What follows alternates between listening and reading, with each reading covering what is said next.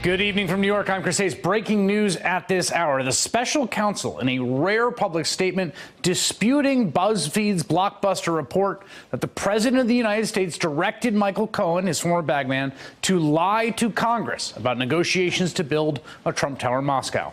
Citing two law enforcement sources familiar with the investigation, BuzzFeed reports the president also endorsed a plan to visit Russia during the campaign and meet with Putin personally to advance the deal, and that the president and two of his children, Ivanka and Don Jr., all received regular, detailed updates from Cohen on the status of the project, which the president defended after Cohen's sentencing.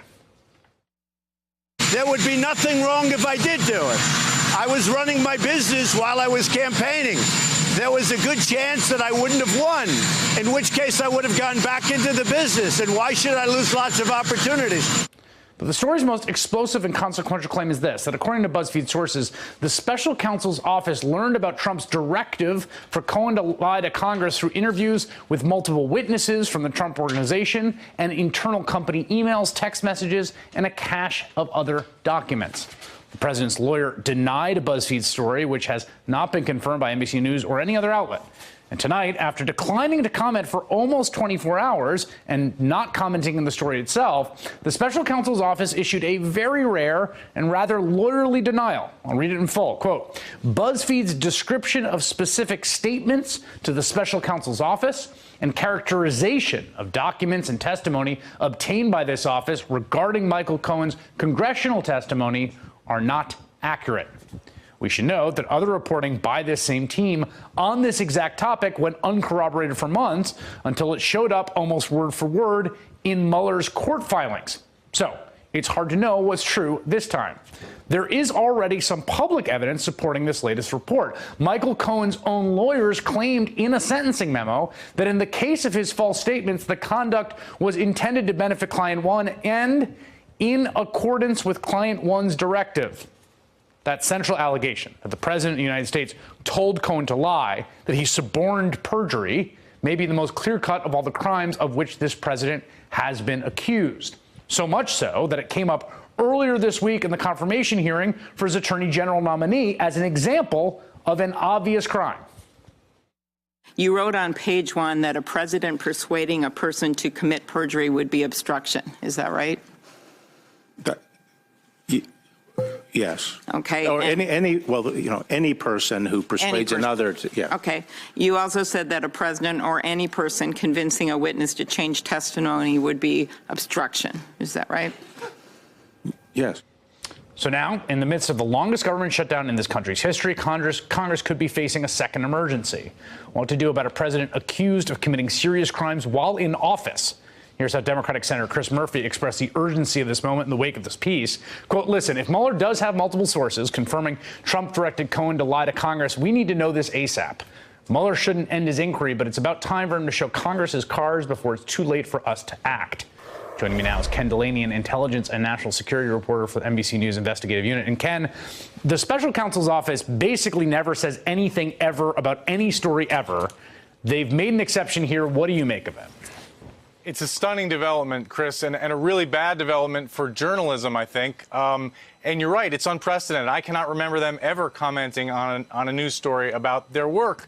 But my take on it is that they are not refuting in its entirety the story. They are not saying that this isn't Michael Cohen's testimony, that Michael Cohen said Trump told him to lie. And as you pointed out, there's this line in the Michael Cohen sentencing memo that was filed in November that we're now realizing says explicitly that he lied to Congress at the direction of Client One, and Client One was Donald Trump. So that part appears to be the case, that Cohen is saying that Trump asked him to lie.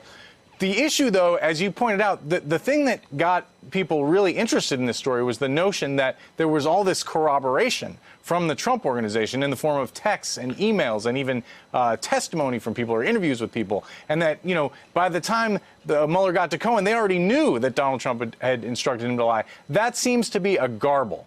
at best. And it wouldn't surprise me if in fact what those documents and texts and emails were about was in fact the Trump Tower Moscow project, because we know from other documents that the Trump Organization was working on this project secretly during the campaign while not informing the American public about it, and that Michael Cohen lied to Congress about the timing of that.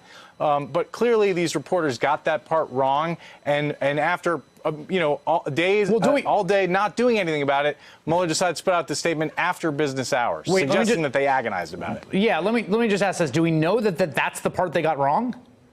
Well, that is the line that the Mueller statement refers to. I mean, I see. That's the line that discusses information gathered by Mueller's office. I see. Texts, emails. Right. You're saying so that paragraph, the paragraph that leapt out at everyone in that piece, which is basically that they learned of Cohen being instructed to do this after gathering this evidence, the documents, the texts, the emails, the testimony, that the special counsel's reference is to that paragraph in the statement.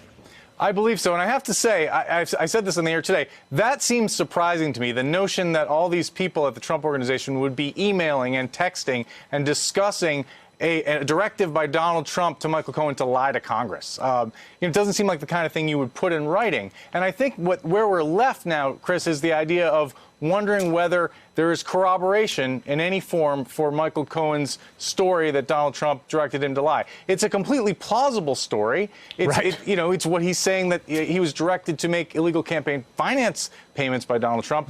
But the question is it corroborated? Because the House is not going to impeach Donald Trump on the word of a convicted felon and admitted liar. Well, that is definitely, I think, true.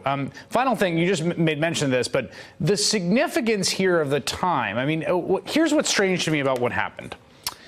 BuzzFeed writes this story. This is a very high-stakes story. So this thing gets lawyered, and it gets edited, and they go back to their sources. And these reporters have a good track record on this story, and the editorial team there at BuzzFeed is quite good, I think. They go to the special counsel's office and say, what should we do, right? Here's your space for comment. They get a no comment. The story publishes, and then 22 hours later, we get this statement. Yeah. That's a strange, right? That's a weird fact pattern. And it's very frustrating, Chris, I have to say, the behavior of the special counsel's office. They pride themselves on not saying anything, but it's to the point where the public is not well served because they are not helping people get it right, and they're not pointing out when people get it wrong. All they will tell you on background is 50% of the things that are written about our investigation are wildly wrong. Well, how does that help anybody? Right. I understand their issue. They can't talk about a pending government investigation. But in other contexts, the government finds a way to help reporters get it right. And Robert Mueller's office is not doing that. And this is the result. Yeah. All right. Ken Delaney, thank you so much for making time here. Hey there. I'm Chris Hayes from MSNBC. Thanks for watching MSNBC on YouTube. If you want to keep up to date with the videos we're putting out, you can click subscribe just below me or click over on this list to see lots of other great videos.